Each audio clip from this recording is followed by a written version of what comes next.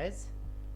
इस वीडियो में हम लोग बात करेंगे स्पॉटिंग एरर्स की ऑफ वोकैबलरी या स्पेलिंग्स, आप इसको कुछ भी कह सकते हैं, राइट। एक बहुत इंपॉर्टेंट बात है, जब हम किसी भी कॉम्पिटिटिव एग्जाम्स की बात करते हैं तो जो स्पॉटिंग एरर्स की गलतियाँ आती हैं, अगर स्पेलिंग्स की स्पॉटिंग एरर्स में गलतियाँ आ रही हैं तो हमेशा ऐसा शब्द लिखा होता है जो सच में जिसका मीनिंग कुछ होता है।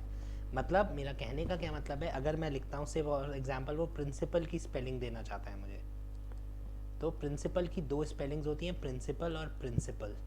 अब इन दोनों के अलावा वो कोई स्पेलिंग मेरे को नहीं देगा, वो PEL नहीं लिख सकता क्योंकि ये कोई शब्द ही नहीं होता है।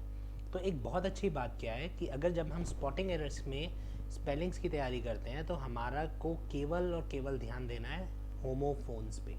किस पे ध्यान देना है? होमोफोन्स। होमोफोन्स वो वर्ड्स होते हैं जिनकी साउंड एक होती है लेकिन स्पेलिंग अलग अलग होती है।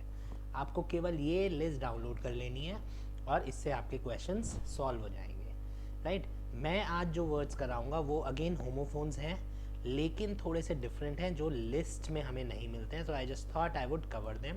मैंने कुछ पिक्चर्स डाउनलोड करी हैं जो फ़नी मिस्टेक्स इंटरनेट पे होती हैं and will try to define them कि उनको हम सॉल्व कैसे करना है। तो जो हमारा फर्स्ट वर्ड है that is no smoking allowed.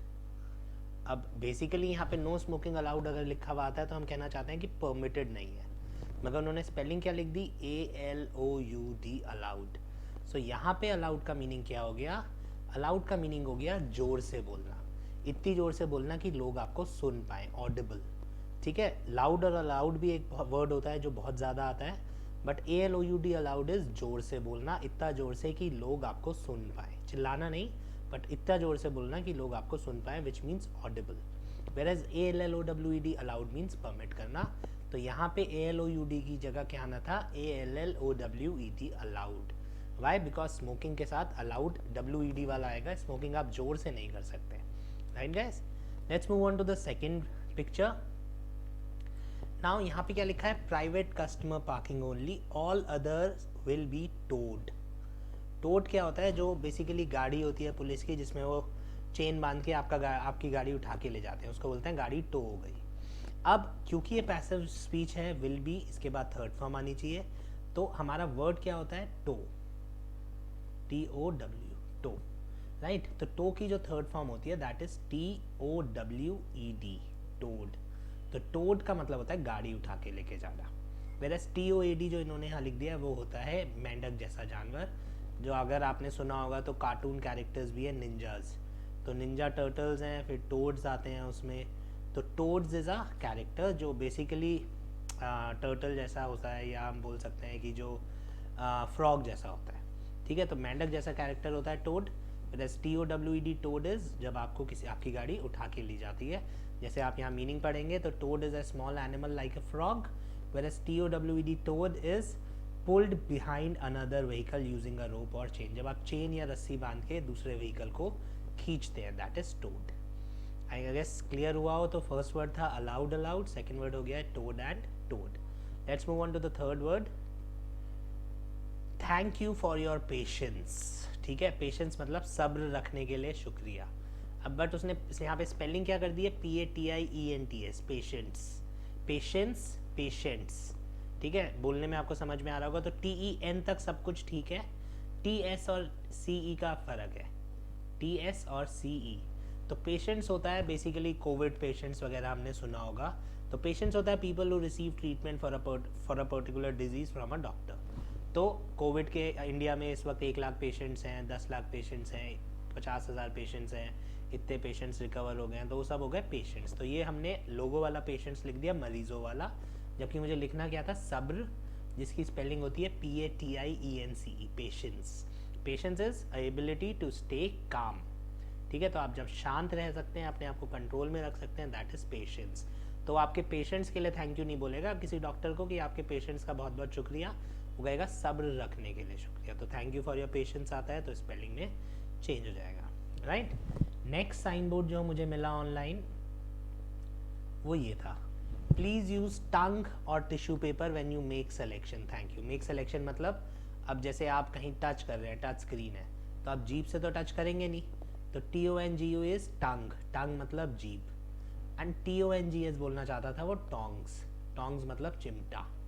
ठीक है, तो चिमटे का इस्तेमाल करें या जीभ का इस्तेमाल करें, तो अब आप डिसाइड करिए। तो TONGUE tong, tongue, the soft part in the mouth that moves around, basically आपकी जीभ, एंड TONG टोंग्स इज चिमटा। टोंग्स के साथ एक चीज़ मुझे और ध्यान रखनी है कि टोंग कोई वर्ड नहीं होता, दिस इज ऑलवेज प्लूरल। ठीक है, तो टोंग्स जो होता है हमेशा प्लूरल होता है, तो चिमटे को हम प्लूरल बोलते हैं। अगर आप लोगों को इसमें कुछ कन्फ्यूजन है तो हम लोगों ने नाउन्स का पूरा प्लेलिस्ट बनाया हुआ है जिसमें आपका ये कन्फ्यूजन क्लियर हो जाएगा अगर आप नाउन्स की प्लेलिस्ट देखते हैं। Let's move on guys. Illegally parked cars will be fine. अब यहाँ पे 2-3 प्रॉब्लम्स हैं। बी लगाया, बी के बाद फर्स्ट फॉर्म नहीं आती, तो एक ग्रामर की वजह से मैं गलत कर सकता हूँ अगर मैंने ग्रामर ठीक से पढ़ ली है। Otherwise what we do is be fine की जगह थर्ड फॉर्म लगेगी तो फाइंड लगेगा।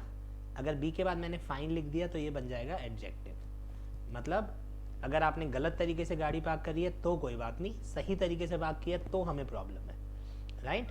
तो इसलिए यहाँ पे फाइन नहीं आना चाहिए, यहाँ पे फाइंड आना चाहिए। फाइन का मतलब हो गया आपने गलत तरीके से पार्क किया, इसलिए बिल्कुल ठीक है। अगर आप गलत तरीके से पार्क नहीं करते तो हमें प्रॉब्लम होती, तो इसलिए the problem here is fine. Fine नहीं आ सकता, we need to use the word find. तो fine means you use to tell somebody that the action or decision is acceptable. whereas find में क्या है कि आपको पैसा, आपको पनिशमेंट मिला है, you are forced to pay money. Let's move on guys. Super Bowl party platters, right. अब ये जो बाउल होता है ये बेसिकली होता है आपके पेट का या अंतड़ियाँ, बाउल मूवमेंट, राइट। तो बाउल का मतलब होता है BOWEL, बाउल इज योर अंतड़ियाँ बेसिकली। तो bowel is the intestine, specially the end where the waste is collected. तो जब आपको प्रेशर आ रहा होता है तो आपका बाउल मूवमेंट की बात होती है, राइट। सो यहाँ पे BOWEL बाउल उसने गलत लिख दिया, क्योंकि प्लैटर्स का मतलब होता है, अगर हिंदी बोलूँ तो थाली। जैसे हम लोग क्या थाली मिलती है, वेज थाली, पनीर थाली, तो ऐसी तरह से इसको हम प्लैटर बोलते हैं। तो बाउल पार्टी प्लैटर मतलब डोंगा। तो यहाँ पे मुझे क्या लिखना था, बाउल, और अब दूसरा वर्ड हो गया बाउल, सॉरी। एंड सुपर बोल क्या होता है? सुपर बोल होता है बेसिकली जब हम किसी मैच की बात करते हैं, बॉलिंग, ठीक है। तो सुपर बोल इज अमेरिकन फुटबॉल में होता है, बोल इज जब मैं किसी स्पोर्ट की बात करता हूँ, राइट। तो BOWEL बाउल, BOWEL इज आपकी अंतड़ियाँ, फिर एक बाउल होगा डोंगा और एक बाउल हो गया स्पॉट। Let's move ahead. अब यहाँ पे स्पेलिंग का इशू नहीं है, spelling is giggle and jiggle, ठीक है, बट बच्चे कंफ्यूज कर जाते हैं। तो if door doesn't close properly, अब इन्होंने क्या लिखा है, G is giggle the door knob.